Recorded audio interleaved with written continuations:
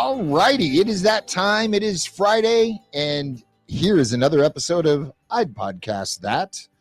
So I had a little cacao this morning. If you didn't watch Drive Time OC, you might want to check that out. We had cacao live, and it gave me some energy, and then I mixed a little coffee with my cacao and gave me more, and I'm just going to go home and sleep now because I'm crashing. But before I do that, I wanted to come to you live and cover 8 points with you that a lot of podcasters struggle with.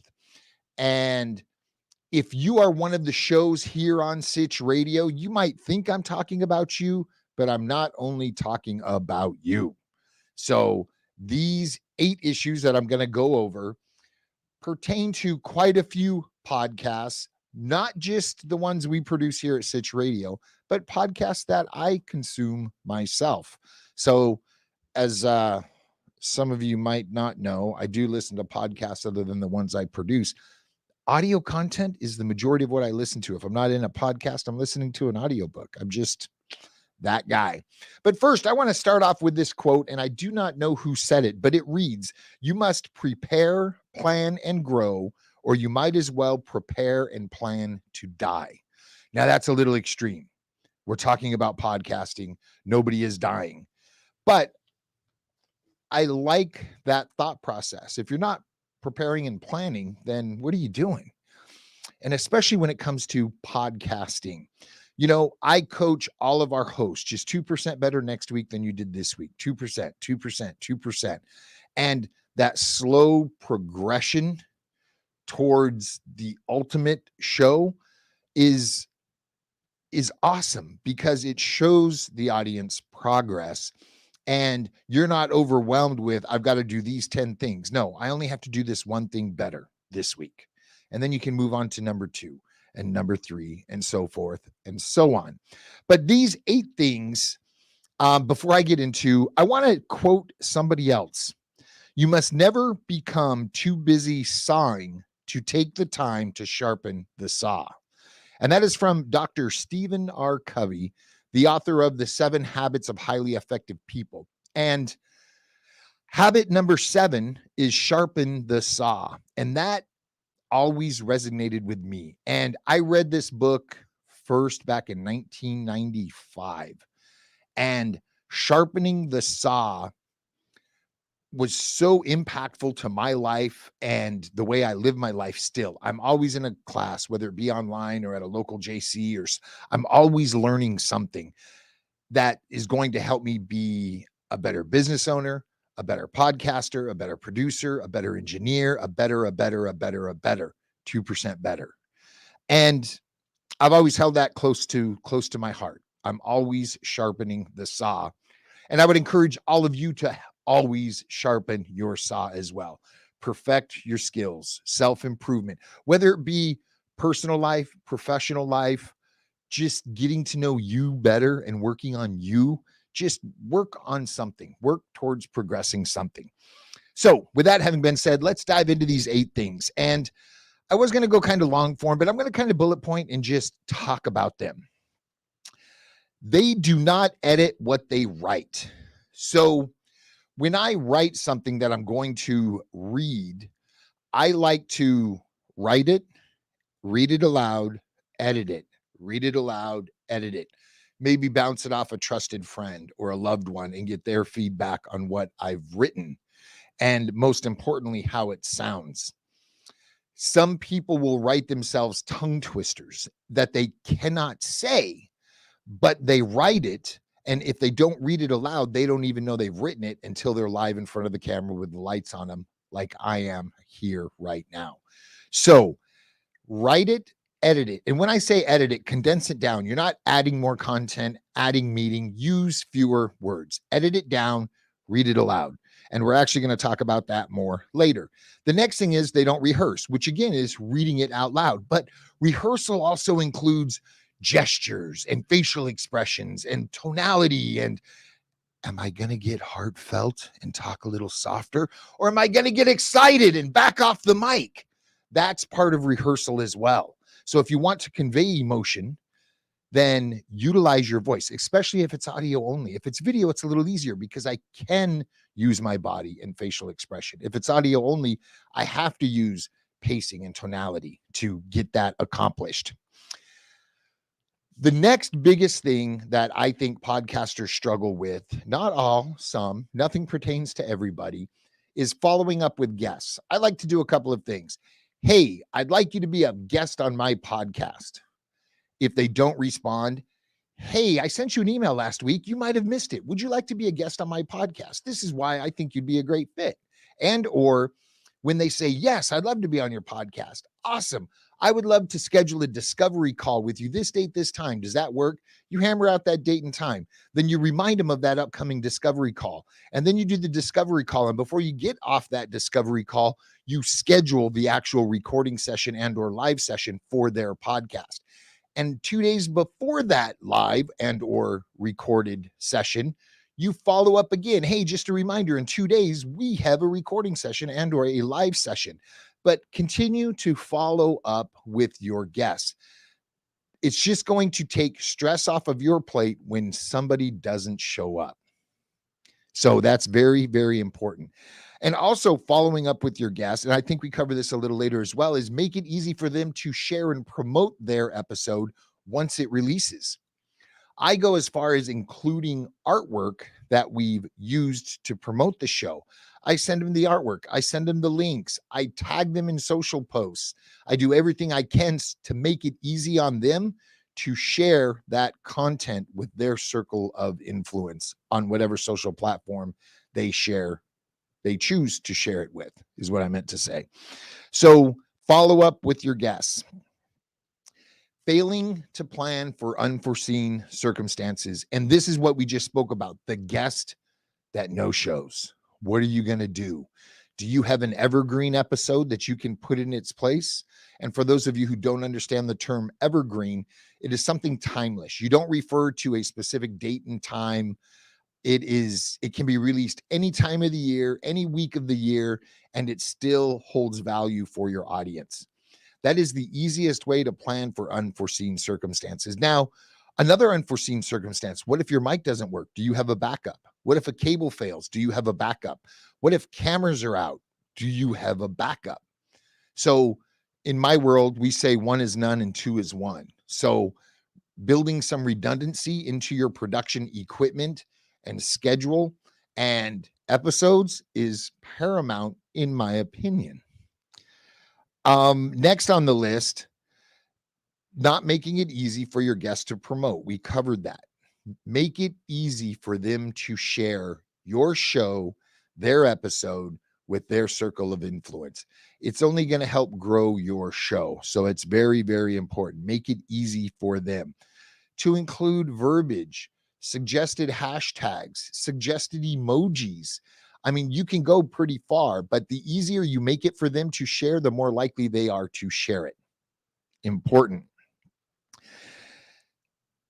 When a guest shares, a lot of podcasters don't recognize it, like, comment on the guest sharing their episode of your show. Make sure you're engaging, because then their circle of influence is going to see, oh, Bill was on this podcast. This is cool. Oh, the podcast host actually commented. It shows that you're vested. You're vested in your own show. You're vested in thanking the guest for sharing their episode, your show.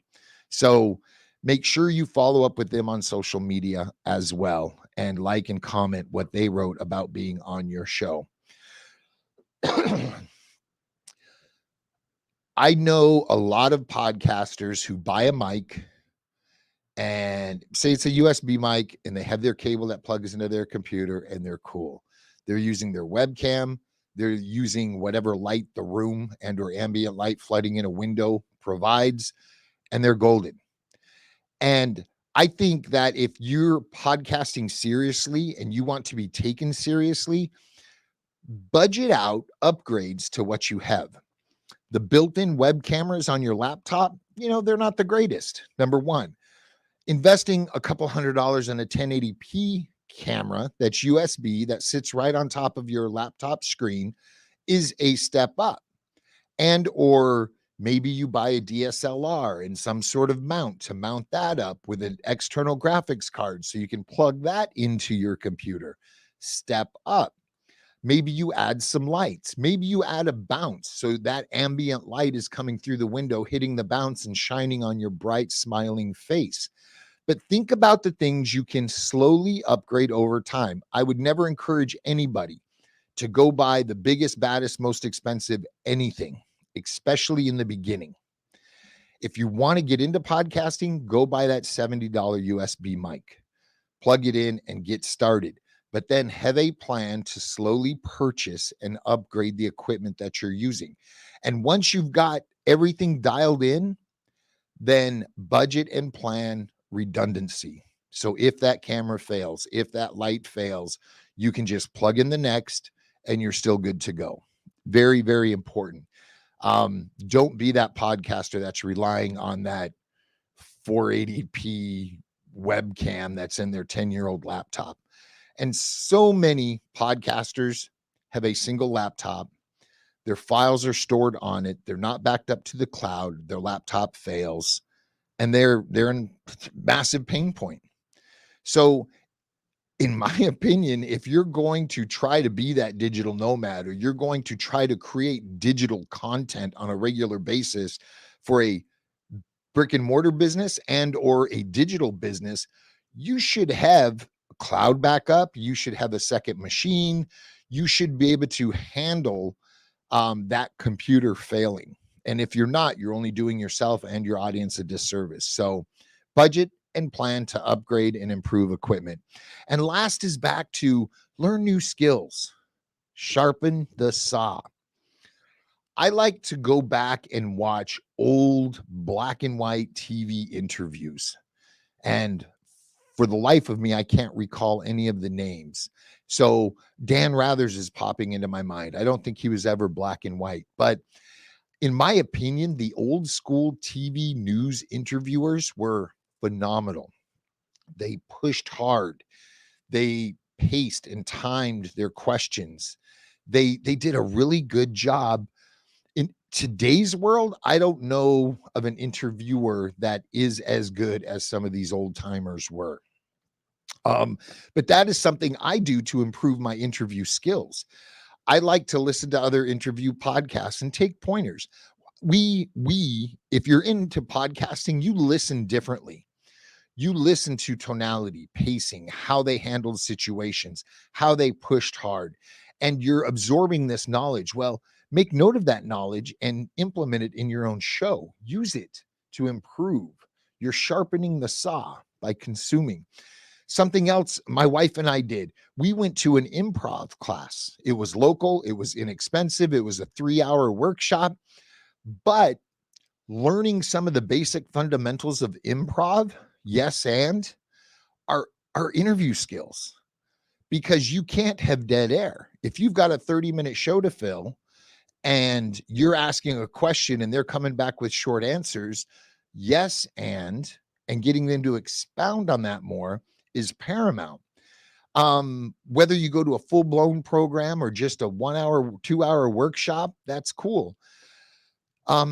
Acting courses. I once knew of an insurance company who sent all of their new employees to an 8-week acting class after work, paid time. They paid for the course. They paid for their employees overtime to be there. And learning some of the basics of acting made them better customer service reps and better sales reps. And I thought that was pretty cool. But again, that's sharpening the saw.